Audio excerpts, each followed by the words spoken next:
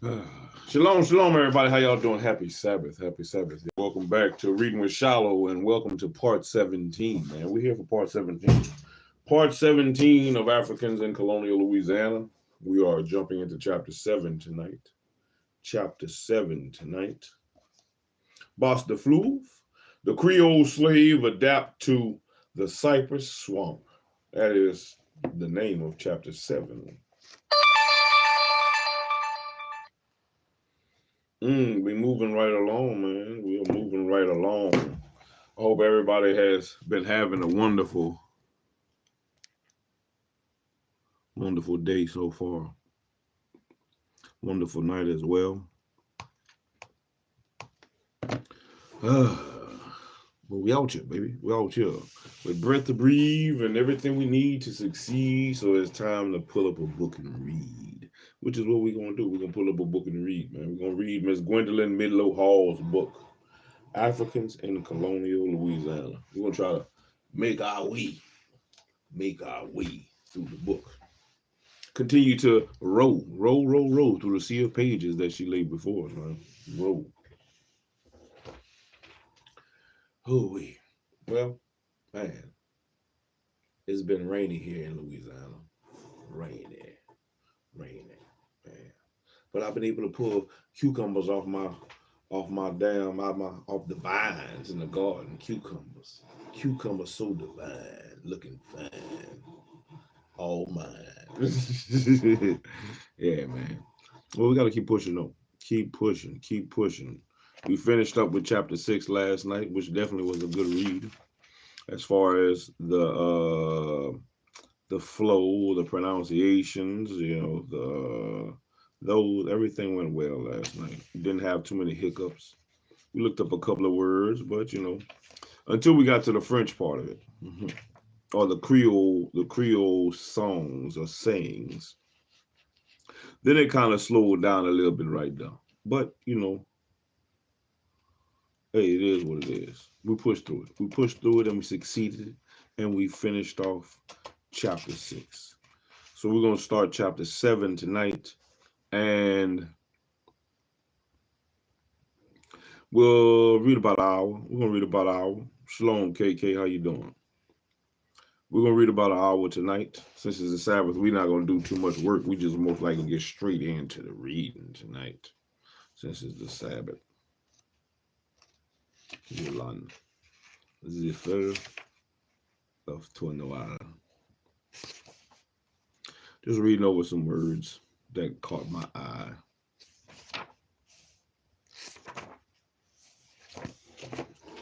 Reading over some words that caught my eye.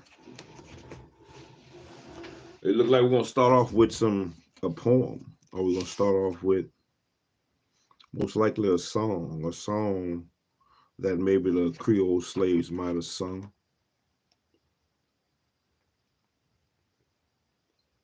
Before we get into reading it. Now this one has a couple of charts. I might try to go into some of the charts and tables. It has about 9 of them, 10 of them. Make sure. I lie. 2 or 3. 2 or 3. Has a couple of charts. We'll probably try to get into the charts to see exactly what the charts are talking about.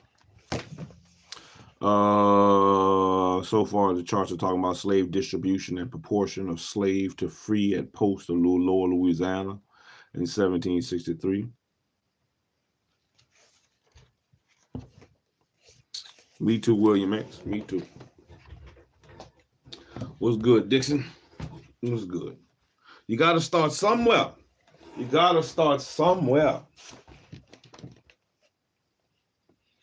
you got to start small before you become big. So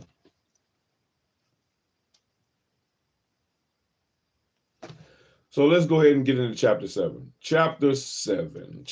This is part 17. Welcome, everybody, to part 17 of Reading with SHALOM. And we are reading The Sea of Pages by Miss GWENDOLYN MIDLO Hall, Africans in Colonial Louisiana. Africans in Colonial Louisiana. We are in chapter 7. This is the first part of chapter 7, the beginning of chapter 7. Since it's the Sabbath, we're not going to work out today. So we're just going to read. We'll get the whole hour in today. Chapter 7, Boss de Fleuve. The Creole slaves adapt to the cypress swamp. Boss de Fleuve. Little ones without father, little ones without mother. What do you do to earn money? The river we cross for wild berries to search. We follow the bayou of fishing for perch. And that's how we earn money. Little ones without father and little ones without mother. What do you do to earn money? Palmetto we dig from the swamp's bristling stores and sell its stout roots for scrubbings of the floors. And that's how we earn money. Little ones without father and little ones without mother. What do you do to earn money? For making tea, we collect sassafras. For making ink, we collect pokeberries. And that's how we earn money. Little ones without father, little ones without mother. What do you do to earn money? We go to the wood canoes, berries to fetch. And in our trap cages, the birds we catch. And that's how we earn money. Little ones without father, little ones without mother. What do you do to earn money? At evening, we visit Mamselle Maroto and St. Anne Street to gamble at Keno. And that's how we earn money. And that's how we earn money. That's from George Washington Cable, Creoles and Cajun Stories of Old Louisiana. Now, the French settlements of Lower Louisiana were located along the Mississippi River and some of the larger bayous that emptied into it. The slave owners' land stretched back from the waterways intermediate distances and trailing off into the cypress swamps and woodlands. Back from the waterfront within and beyond the property lines of the French settlers were the cypress swamps, and often the most reliable source of wealth. The lands on and behind the estates afforded excellent nearby refuge to runaway slaves. The geographic environment of Lower Louisiana made it possible for slaves to move freely along its luxuriant waterways and to hide out in the cypress swamps. Now, much plantation activity centered on the cypress swamps or the Kiprir, or maybe Sipiter. Let's look it up. Cipriere.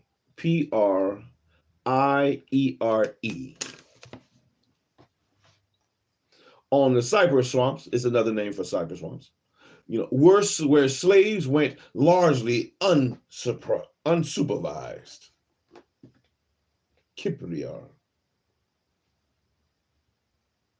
Cipriere.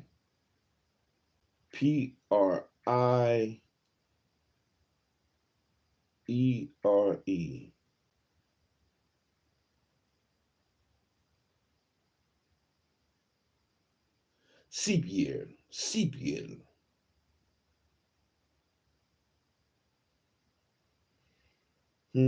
Sepier. The sepier. It's pronounced sepier. And it means, in the context of the lower Mississippi Valley, sepier is a cypress swamp, refers to the cypress swamps. The sepier. Now, neither masters nor overseers were eager to follow the slaves into the swamps, and laws and regulations passed to keep slaves on the owner's plantation, isolate them from contact with slaves from other plantations, and to keep them disarmed were futile. Now, slaves and maroons from various plantations met regularly in the sepier, and huts were built, and with secret paths leading to them. A network of cabins of runaway slaves arose behind plantations all along the river and the bayous, and arms and ammunitions were stored in the cabins. I'll be in the cypress swamp still today. If You go back in my videos and you see one of the shorts of me and my boys hunting. We are hunting right near the cypress swamps, right on the edge where the deer pass. And my grandfather tells the stories that they'll never be able to stop the deers from coming through and around them swamps. Now, cypress does not rot under even the most humid conditions, and with the revival of indigo production at mid-century, there was a demand for cypress logs for constructing buildings and for making masts and planking for ships and large vats and troughs for indigo production and for exporting to the French West Indies.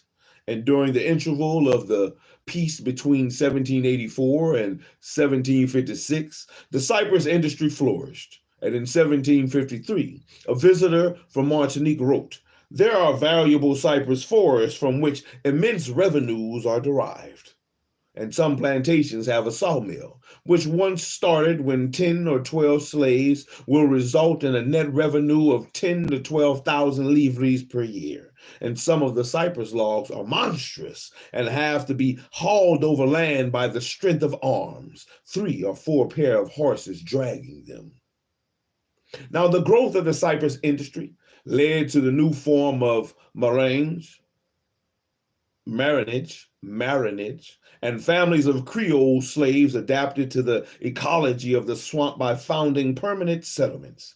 And these slaves were usually well armed, as were most runaway slaves in Louisiana. And although some of the Maroons continued to raid plantations and kill cattle, there was a move toward production and trade for economic survival. The cultivated corn, squash, and rice, and gathered and ground herbs for food, and they made baskets, sifters, and other articles woven from willow and reeds. They carved indigo vats and troughs from cypress wood. And as the above Creole slave song tells us, they gathered berries, dwarf palmetto roots, and sassafras, trapped birds, hunted and fished, and went to New Orleans to trade and to gamble. And although the Maroons were denounced as brigands and murderers, their violence was almost entirely defensive. The danger they posed to the colony was more profound. They surrounded the plantations. Slaves remaining with their masters were not in constant contact with them, and slaves would leave or threaten to leave. And if their master or overseers tried to impose discipline on them, they did not have far to go, and they found old, familiar faces, family and friends who preceded them. The Maroon communities that developed during the last half of the 18th century consisted almost entirely of Creole slaves. And though large numbers of Africans were brought in under Spanish rule, the runaways left in families, and there was a substantial number of women and children among them. They did not distance themselves from the plantations and towns. They surrounded them. Now, runaway slaves hid out for weeks, months, and even years or even years on or behind their master's estates without being detected or apprehended. And M. McCarty of Cairns Bruley charged that 14 of his Negroes were guilty of running away, conspiracy, and rebellion. Each slave was interrogated separately and in an effort to pinpoint an instigator. And 11 other slaves had left the plantation without permission of Joseph Verrett and McCarty's overseer. Now, Verrett testified that on December 16, 1763, the slaves appeared late for work, and he had warned them previously about their laziness, and hence, on this particular morning, he ordered them to be flogged. The next morning, when they were called for work, they refused to respond, and all of them were flogged again. And once outside of their cabins, they continued their mutiny, and they were flogged again. The next day, they ran away and returned on January 10th, nearly a month later, and the overseer did not know who had been the instigator, but both Laurent Samba and Dutant were suspected. Now, in their testimony, the slaves exhibited a strong sense of justice and solidarity, as well as an awareness of their rights under the Code Noir, which prohibited the whipping of slaves with a stick or any hard object. And several of the Creole slaves denied that they were runaways because they remained on their master's property in the sepier, or the swamps, the cypress swamps. Now, none of the 12 slaves interrogated tried to throw the blame on any one of his fellow slaves. And Samba, 40 years old and a Catholic who had been accused of being the instigator, testified that they ran away because we have been unjustly beaten. Starting to rain. Now, BootSoulja337 was the first to suggest flight when we returned for work, saying that what have we done for someone to beat us like that?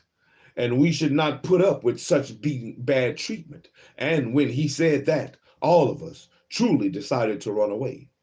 Gabriel, a 40-year-old Mina, testified that one morning there was a heavy freeze and breakfast was not ready, and they had to go to work without eating. And when we arrived at the fence, the overseer made us cut a whip made from a branch of gayou and beat all of us with it until we were nearly dead. We went on working until all of us determined truly to run away without any one of us proposing it first. We ate corn and potatoes, which were brought with us, and alligators. We knew we had no weapons.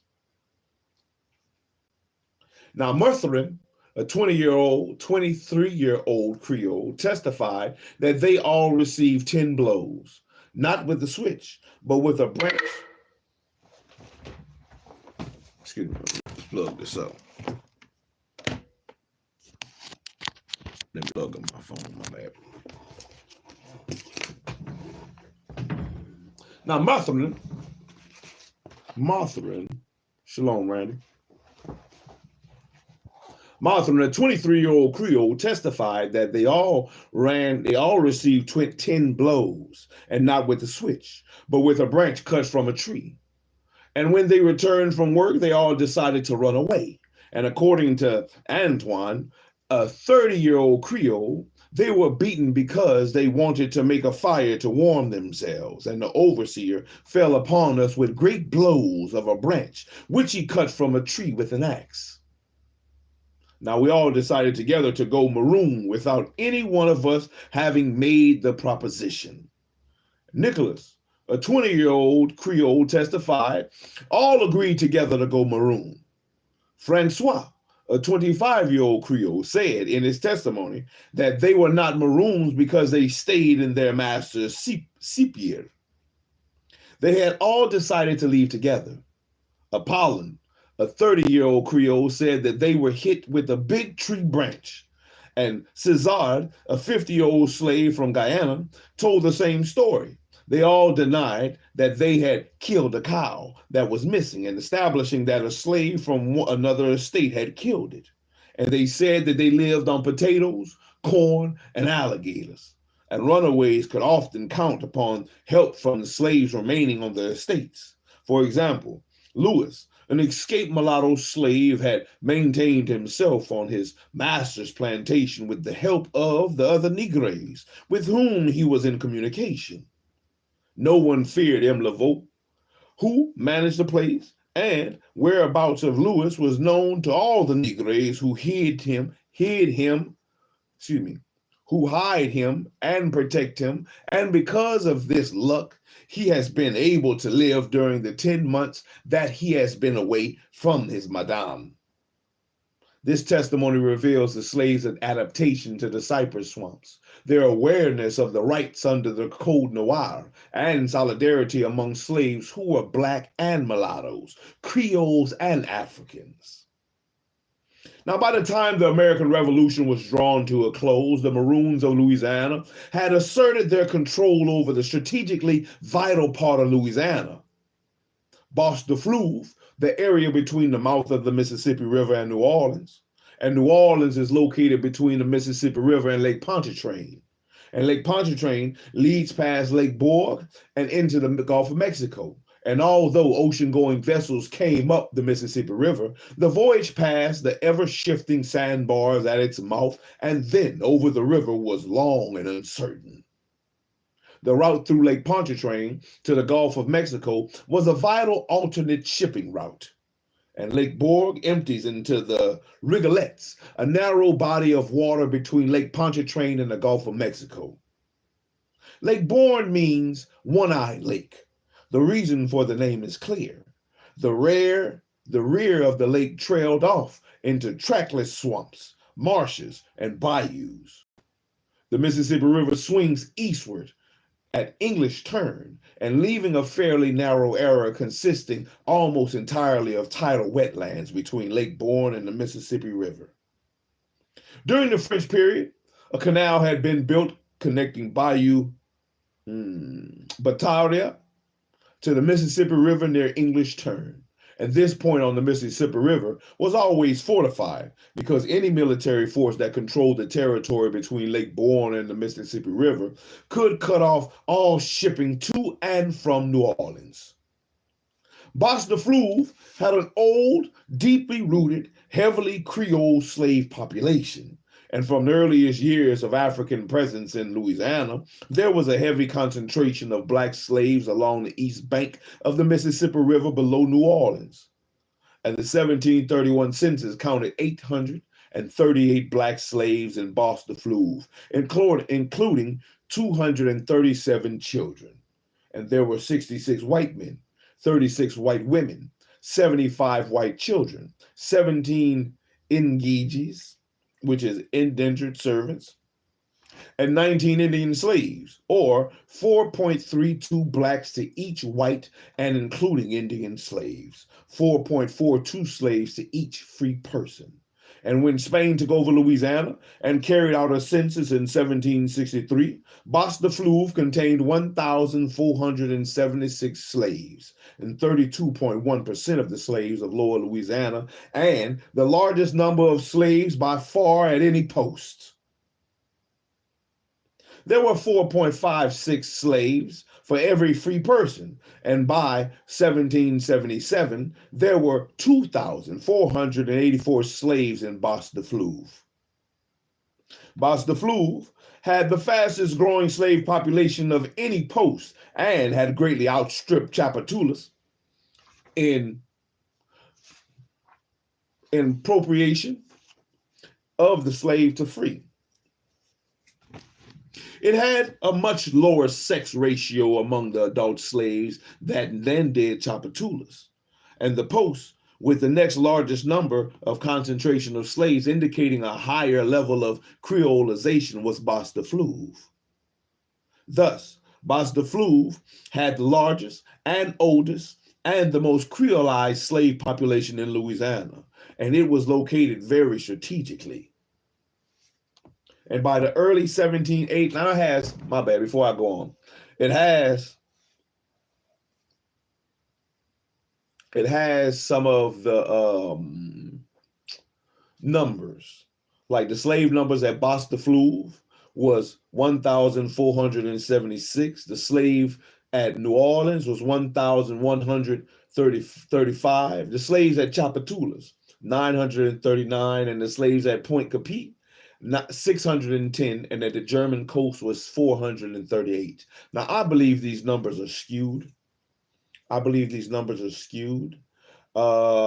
especially due to them saying that a lot of people will run away and they were hid for years, months, years, on and on, and they couldn't find them. So during the time of the censuses that they're taking, a lot of slaves might have been missing. By the early 1780s, the Spanish authorities were made aware of the higher level of organizations among the Maroons of Bas-de-Fleuve. The Maroons living in the Chapielle maintained a symbiotic relationship with sawmill owners. They cut and squared cypress logs, dragged them to the sawmills, and were paid for each log delivered. In April 1781, Pedro de Saint Martin arrived at the plantation of his neighbor, McCarty, at the invitation of the latter, and McCarty had captured and arrested a runaway slave belonging to St. Martin. Now, St. Martin and McCarty took the prisoner back to the place where McCarty had caught him, and they followed the path that led to a cabin of an old Negre, whom they described as a slave or free Negre of their neighbor, Bonet. There they found a number of maroon huts near the canal that brought water to Bonet's mill, and a field planted with squash. They found a small hidden pathway made of dried, woven palmetto leaves that crackled underfoot when stepped on. I bet that shit was like a, you know how they used to, in the movies, you see them run cans with a string and with an alarm. I bet it was like an alarm because they could hear whatever was walking on that path. After following this pathway a short distance, they heard several voices, and since there were only two of them, and there were many escaped slaves, they decided to ask Bonet for help. And Bonet and his overseer each took a musket and returned with them to the hidden path, but the noise of their footsteps alerted the Maroons, like I said, and it was already dark, and all the Maroons easily escaped. The next morning, the slave owners returned, accompanied by one of St. Martin's slaves, by Alejandro, a school teacher, and by Cesilar,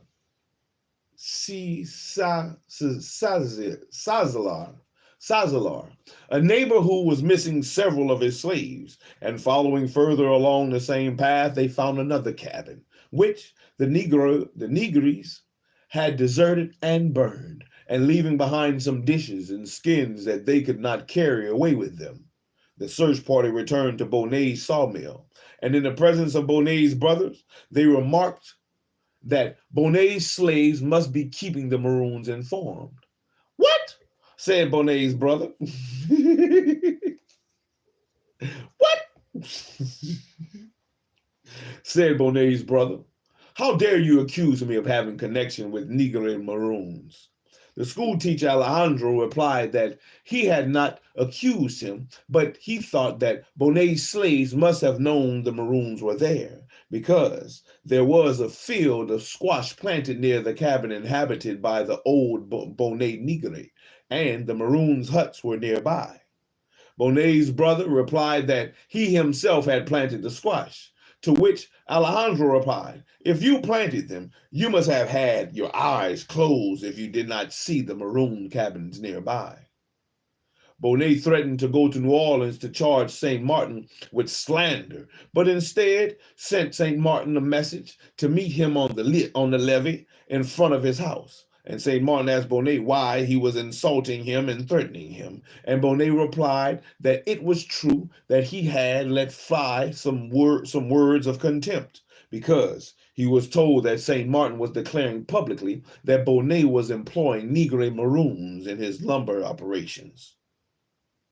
St. Martin said that he did not start the rumor, but was only repeating what he had heard others say, and he agreed to say no more about it, and this dispute was settled.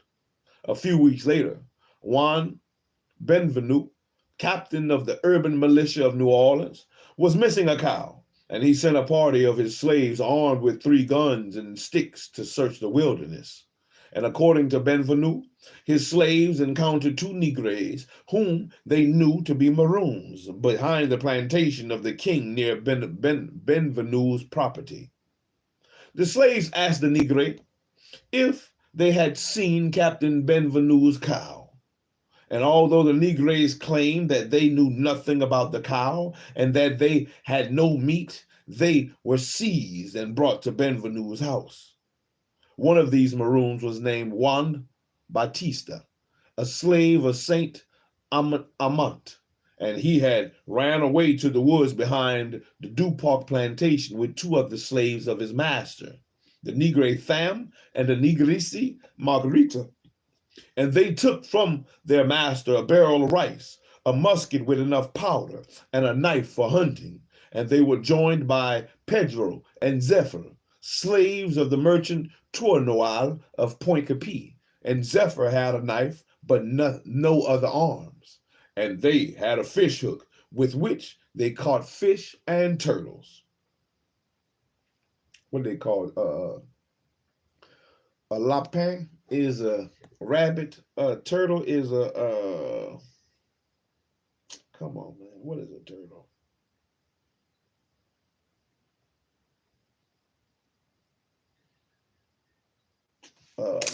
What is turtle in French?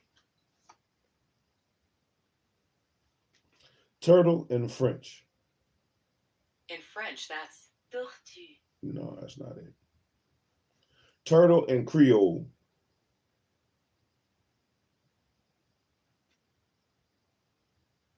That's not what they call it. Well, I wish my brother was up right now. I'll sure call him. Man, what y'all call a turtle?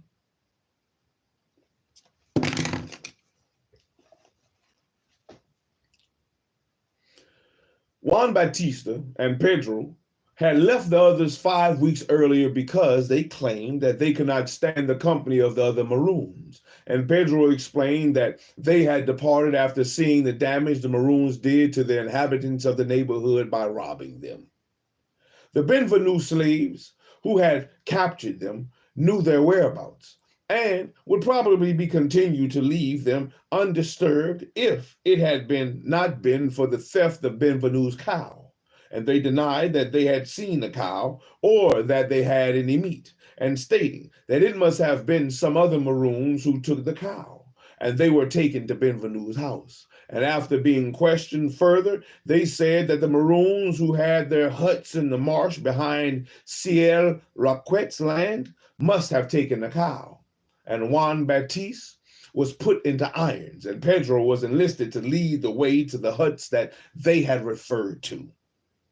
The search party consisted of San Martin and his son, Benvenue, and 6 of his armed slaves, 2 white overseers, and Pedro, the Maroon, who had been captured the night before.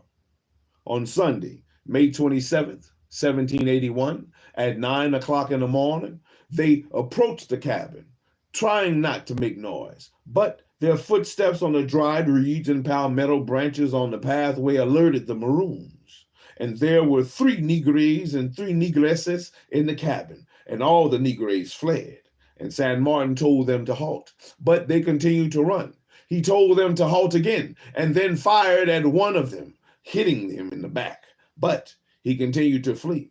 And San Martin explained that he could not pursue the Negroes because he had a bad knee from falling down among the thick reeds in which the Maroons hid. An axe, a knife, a file, and a German bayonet like those of Waldock's soldiers disarmed by Cassandra during Bernardo de Galvez's recent campaign against the British were found in the cabin. No guns were found, and Nancy, Margarita, and Maria Juana, the 3 negresses, were captured, and smoked beef and a cowhide from the cow that had been stolen from Benvenue were found in the cabin. And the captives informed the raiding party that the other Maroons' cabins were located near Raquet's Sepier. Now Margarita, escaped slave of Saint Amant, was asked if the cow skin and the remains of the cow were found in her hut. She said those things were found, but not in her hut, and they were found in the cabin of Nancy and Maria Juan. Her hut was elsewhere. 2 or 3 days before her capture, Margarita had come to stay with the 2 other negresses. After insisting to her gallant femme, that she could not stand being so alone way back in the woods. And Nancy had told her then that the cow belonged to Benvenue. Nancy, a 36-year-old escaped slave of Kernion, spoke only English, and an interviewer had to be used for her interrogation. She claimed that not 3 but 4 Negroes made their escape, and Tham of Saint Amant, Samba of Duparc, Zephyr of Tournoir, and another named Nicholas or Colus, the name of whose master she did not know. And she admitted the cow belonged to Benvenu and claimed that Zephyr killed it with an axe. She denied hearing anything about cutting or squaring wood, but she said that Sam and Pedro had money. The Negres left in the morning and returned in the evening, and she never saw any guns, but they had knives, and she knew nothing about the rest of the Maroons.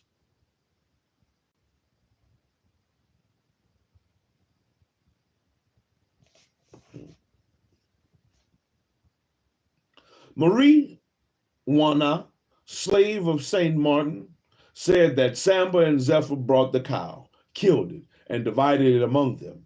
While on Raquette's plantation, they lived on a little corn that Samba went to look for at the nearby plantation. But while they were behind Bonet's plantation, they lived and maintained themselves with the money that Bonet gave them for the work the Negres did in El Lamont for him. That is, squaring pieces of wood for his sawmill and dragging the logs out of El Mont.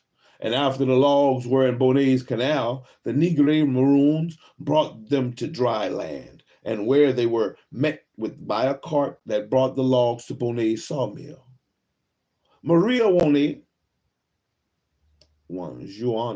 maybe it's Juana, Maria Juana, I thought it might have been pronounced like Juana, Maria Juana,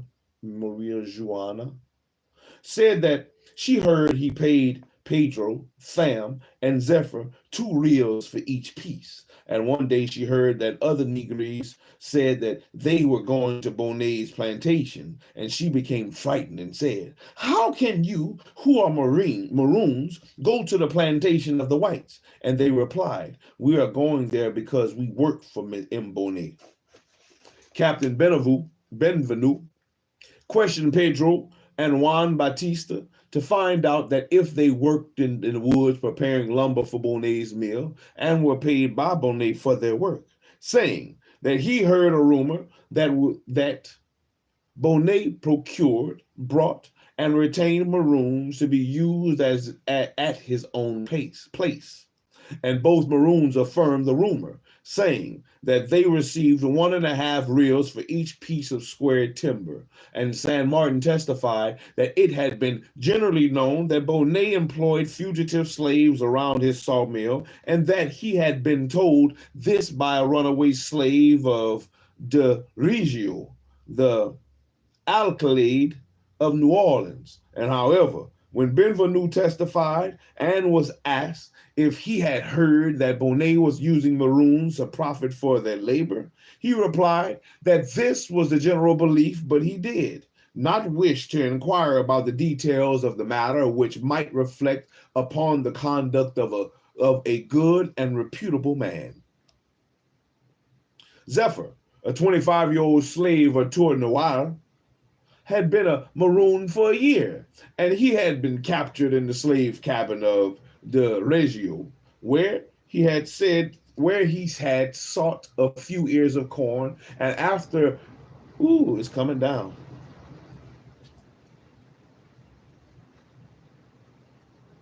And after escaping from the patrol, Zephyr identified 18 Maroons belonging to 12 different masters in 2 separate camps behind Bonet's plantation, all of them apparently Louisiana Creoles except for Nancy, and who spoke English, and 1 Congo slave. And they were 4 women and 1 15-year-old girl. Zephyr tried to throw the blame for killing Benvenu's cow on Joseph, slave of de Reggio, whom he also tried to blame for a massive theft that had taken place on March the 20th at the plantation of M. Canoe. This was no mere pilferage of supplies, and missing was half a case of sugar, a barrel of salt, a large earthenware jar of bacon, about 100 bottles of wine, 2 large soap dishes, 20 sifters, a large churn for making lard, 2 oxen, and 6 pregnant cows. Zephyr claimed he knew that Joseph broke into the storehouse of his master next door neighbor and took all those items except for the animals, which he did not know anything about. But which he thought Joseph might have killed during the time he was a Maroon. And although he and his Maroon comrades did for a living while they were behind Bunay's plantation, Zephyr testified.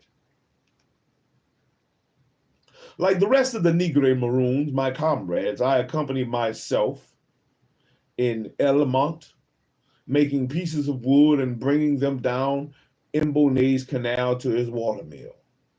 After we received from him the agreed stipend, we divided it up in accordance with the work which each of us performed. And we also cultivated a piece of land, which he indicated, sowing it with some corn and vegetables during our leisure time, with the knowledge of the consent of Mbonay. And we were also in touch with Mbonay's slaves, giving them baskets, sifters, and other items which we wove from willows which they brought to the city to sell. And in return for their value and price, they brought us the provisions we ordered. We stayed in the rear of Bonet's plantation for about 3 months until we were pursued by several expeditions led by Cavalier McCarty. And Mbonet advised us through his slaves that we should take refuge behind the plantation of Marquette and in a passage called the Bayou of the Canes. We asked if there was a passage behind de Reginald's plantation, and he replied that he did not know. And since he had not been there except when he went to find something to eat and was captured. Passage meant an escape route or maroon settlement beyond or behind the various plantations, and they were named after the plantation owner. For example, Passage of Bonnet, the Passage of Raquette, and the term was appropriate because these maroon passages linked plantations, slaves, and maroons in a network of mutual intelligence and support. The plantations of Lower Louisiana were encircled by the autonomous base of operations where runaway slaves acted as independent contractors for their labor and their agriculture and craft products. The maroon communities in the swamps of Lower Louisiana, especially those near New Orleans, had become an extension of Creole slave society, where the Creole slaves openly asserted their control over their lives and their families, their property, and their territory. The Spanish authorities were concerned that the Maroons had formed several bands of considerable numbers in various places in El Mont, and especially in Bas de Fleuve, at a place the Maroons called Gillardlin, and far from the settlers' cultivated lands. Gillardlin was a vast, uncharted territory in which is now St. Bernard Parish, and the paths to Gillardlin were unknown and almost impracticable, and inaccessible. And both the syndic of the Cabildo of New Orleans and the Governor MIDLO feared the establishment of a permanent settlement of Maroons as had occurred in Jamaica. And MIDLO explained that the land of the Maroons had settled could be defended by 500 men against any number, and it could only be entered through Lake Bourg, which had so many narrow passages that only one pirogue at a time could pass. And these branches led to high ground called Terriabuffs, where the runaway slaves planted corn. Now, Myra wrote, "It is the most propitious land for the maintenance of human life because of sweet potatoes, because of the great abundance of forest products, of much fish and shellfish and abundant wildlife." The Maroons of Bas de Fleuve were led by Saint Malo, a charismatic leader from the German coast, and he was known as Juan Malo. And when he was the Orangeburg slave. He and his followers controlled the swamps below New Orleans between the Mississippi River and Lake Borgne. Now, moving freely along the bayous connecting the lake with higher ground to the south, St. Malo had established several permanent settlements, and one was named Ville Galard and another Chef Montreux. And runaway slaves were attracted to St. Malo's settlements from the various maroon passages behind the plantations. A spy sent to infiltrate these maroons reported that as St. Malo returned to Galardland at the beginning of April 1784, he buried his axe into the first tree he encountered, saying, "Woe to the white who would pass this boundary," and to which his companions gave a shout of approbation.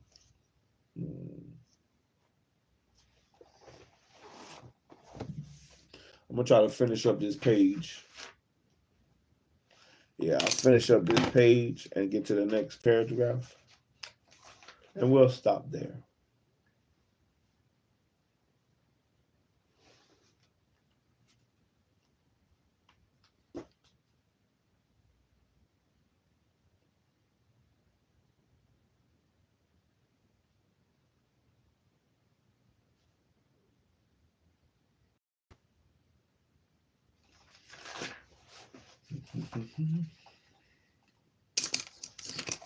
The name St. Malo is interesting. Malo meaning bad in Spanish.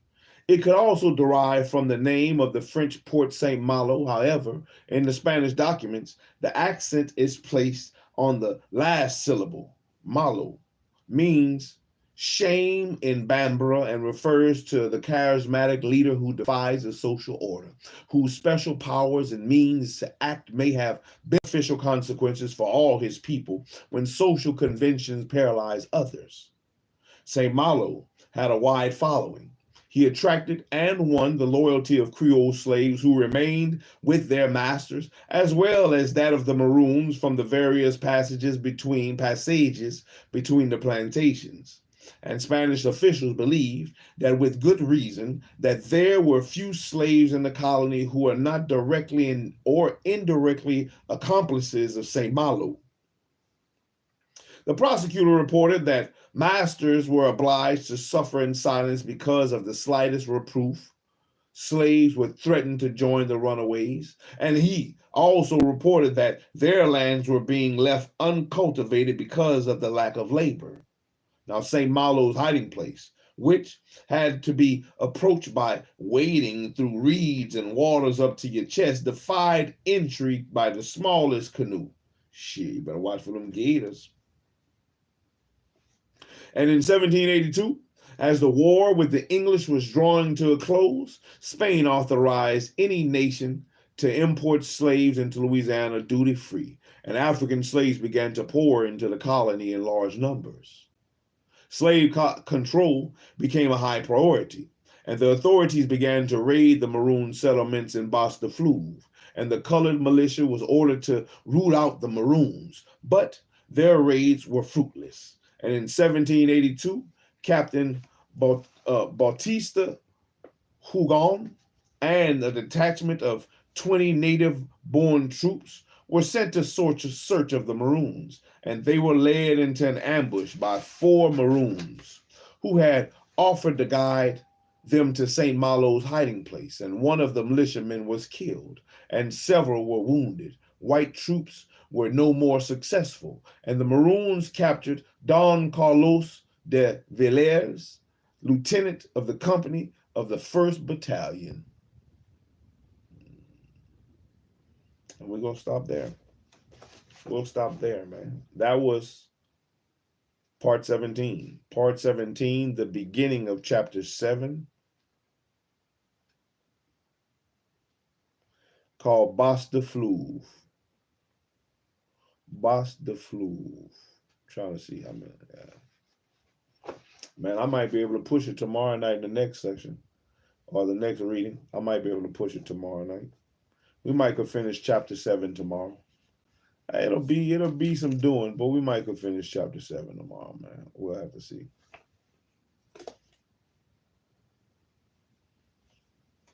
We shall see. But that has been the Sea of Pages for tonight. Part 17 of Africans in Colonial Louisiana by GWENDOLYN MIDLO Hall. The Sea of Pages that has been laid before us tonight. Laid before us. And we did some rowing. I stumbled tonight. I stumbled over some words for sure. My eyes was getting blurry a little bit. But we succeeded. We had all we needed and we succeeded. So like, comment, subscribe, share, tell your people, man. Shalom out here reading shit. We doing shit. We learning shit. We're going to be better than we were yesterday. Better than we are today. That is the objective. So we can set better examples. So we can take some of the treasures that we find that's buried in the truths of these books.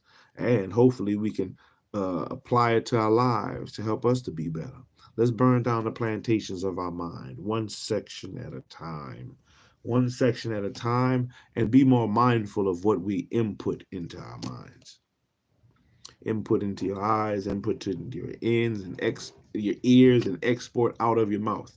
We have to be more mindful of those things. You know, because whether you think you're being watched or not, the people that come after you are watching you. I always feel like somebody's watching me. Because they are. People are watching you.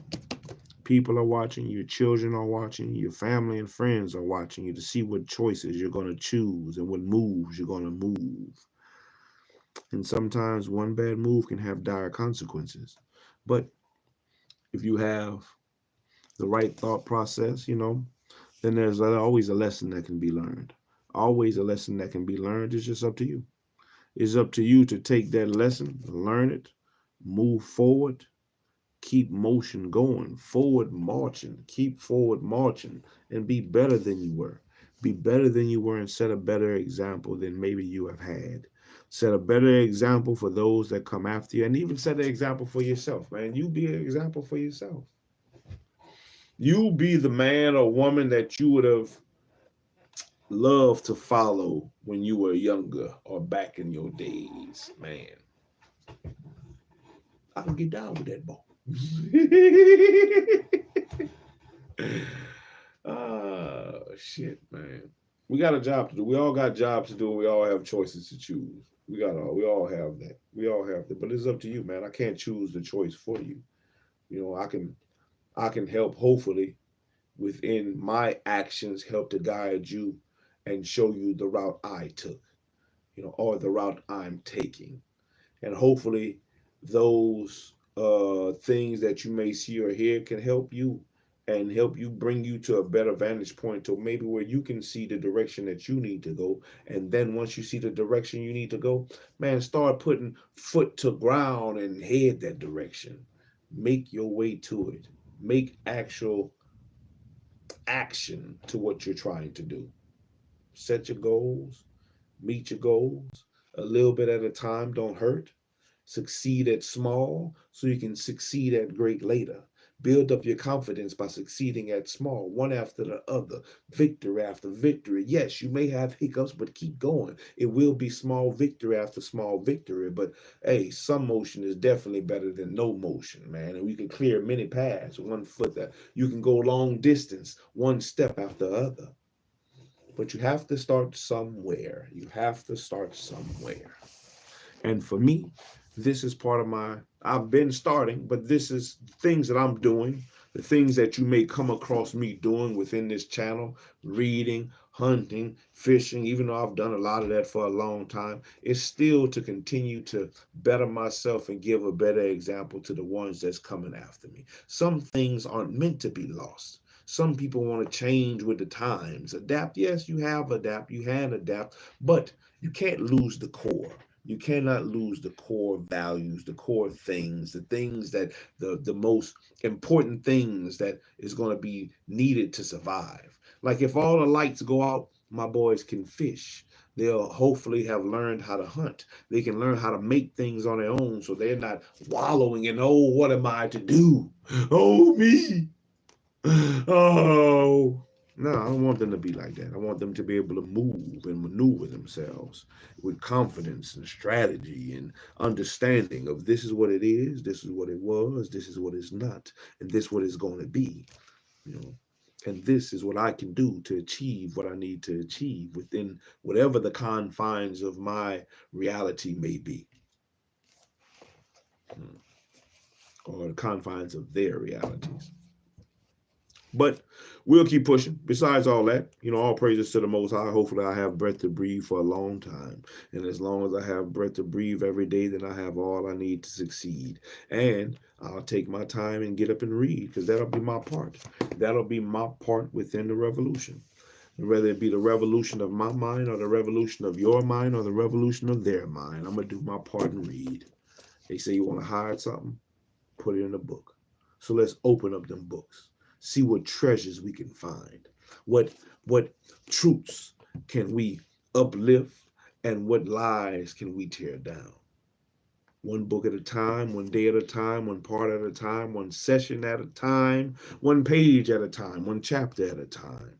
Here a little and there a little till the treasures we find. Man. And hopefully some of these stories can help captivate your mind. Hopefully. Maybe it'll push you to read a little bit more. Like I'm trying to push myself to read a little bit more. Maybe the exercises that we do, or that I do whenever it's not the Sabbath, maybe that might push you, if you fat, to get your fat ass up. I got to get my fat ass up. I feel fat. I may not be fat, but I feel fat in my mind. And even that, I need to get up and do something about it. Because if I don't, then how I feel can become reality. But you got to start somewhere, and sometimes the little things help. You ain't got to be lifting 4,000 pounds. Pick up a 15. Move that 15. Move your body. Do some calisthenics. Do some body weight. You could do something. Move your body. The choices is yours. No matter what it is, what you put into your mouth, the choice is yours. What you allow your eyes to see, the choice is yours. What you allow your ears to hear, the choice is yours. Maybe, even within what you allow your mind to think, you can control that to some point. You can control it to some point. And what you can control, man, the choice is yours to control it. The choice is yours. You're going to either grow or stay stagnant. One of the two. What you going to do? Shit or mildew? You shit or barbecue or something like that. Press on the pot or mildew. What you gonna do? Hey, what you gonna do?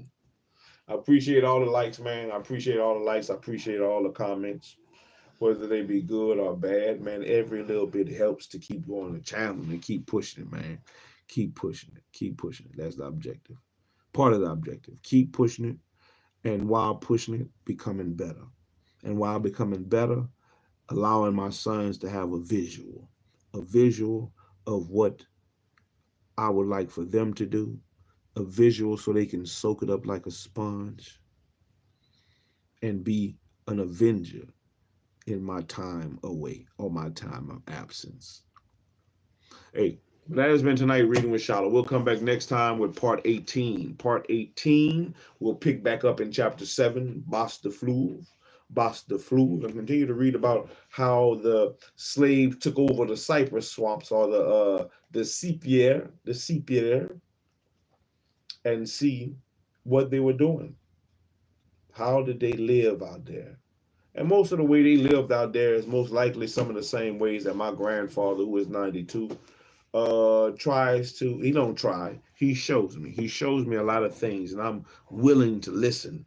And now I'm willing to learn a lot more, especially since I have time to learn. And I feel like it's things that, I missed out on. And being able to run through them sepiers, the cypress swamps with him, man, what a blessing it is. What a time it is. The things that he get to show me, the things I get to learn, the things I get to be a part of, the things my boys get to be a part of and learn and see from their great-grandfather, my grandfather, 3-4 generations, man, all together, still handling business, fishing and hunting in the swamps like they used to do back in the day. maybe even like they did in Africans in the Creole, in Colonial Louisiana. But this has been part 17. Hope everybody has a wonderful Sabbath. Shalom, everybody. Hope you have a wonderful night, man. Keep pushing, a little bit at a time. Keep pushing. You can do it. You can do it. Get it done. Get it done, baby. I'm shallow, baby. I'm out here. I'm out here doing my thing. Doing my thing. Whether they want me to or not, I'm going to do my thing, baby. I'm going to read. I'll read. We'll be ready tomorrow for the Sabbath reading. I don't know what time yet, but we'll be in here tomorrow for the Sabbath reading. I think, I don't know where we stopped at. I have to check and see where we stopped at. We should be almost done with 2nd Chronicles. We should be almost done with 2nd Chronicles. And if I get up early enough, I know I said this last night as well, but I didn't get up early. I didn't get up early at all. I didn't wake up until late. And then when I woke up, I had to get the boys to schoolwork. They homeschool going, and I had some other stuff I had to take care of before the Sabbath. And even though there's no excuse, we need to pick back up with Wake, Rise, and Scripts so we can finish off Judith, the book of Judith, and move on to the next book. So we'll see. Since today's a Sabbath, we'll see how that go. I'll probably try to get my ass up. No matter what time I wake up, we'll probably try to do Rise and Scripts tomorrow. So Lord willing, I wake up. And if I open my eyes and I got breath to breathe, then boy, you best look out because I'm going to try to read. Shalom, everybody. Shalom out, baby. I'm out here.